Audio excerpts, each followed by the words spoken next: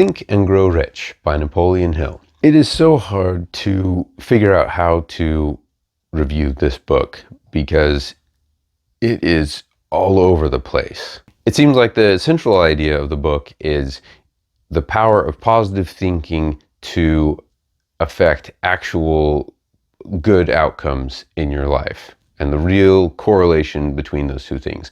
And I think everything else in the book kind of revolves around that, but there are a lot of things revolving around that. To give you an idea of the scope of all the things that he talks about in this book, he goes through prayer, the importance of marriage, part of it's a career guide for how to get your career going, how to interview, the importance of showing up on time. He talks about the role of sexuality in accomplishing greatness in life. He talks about the founding of the United States, capitalism. He talks about gender roles.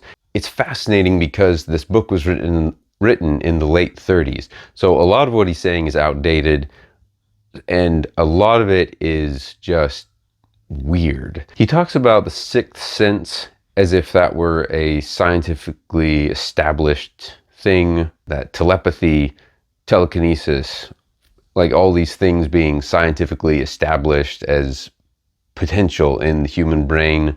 He has a line about, we used to think that there was nothing between the planets, but now we know there are vibrations or something like, and it's like he's getting at astrology, or I'm not exactly sure what he's referring to, but it definitely shows its time in history that it was written as opposed to the new latest and breaking thing. He blames baldness on a mixture of having a bad attitude and wearing hats that are too tight. I don't know where to place that little tidbit of knowledge.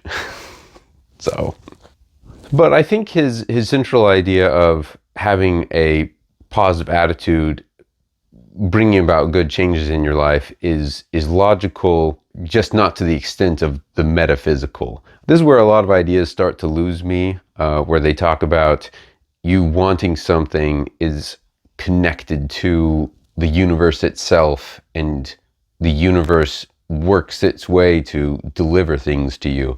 To me, it sounds like you want to have the concept of prayer. You want to have that, but just without the God part. He talks about reading his book over and over again like it were scripture. It strikes me as religion without the religion attached, which again, I don't know where to place it.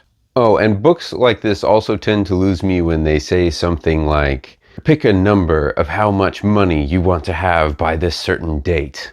And if you focus on it enough, and if you focus hard enough, then the universe will rearrange itself so you'll have it. First of all, I'm doubtful of the single person and the universe connection anyway, but it seems weird to me that there's so much emphasis on dollars and money. Like, why is that the thing? He does talk about this a bit in the book, of how it can be whatever you want. It doesn't have to be money. He does come back to it later where he says, I'm picking money because they had just gotten out of the Great Depression. So that is what he was noticing as the big ailment of society.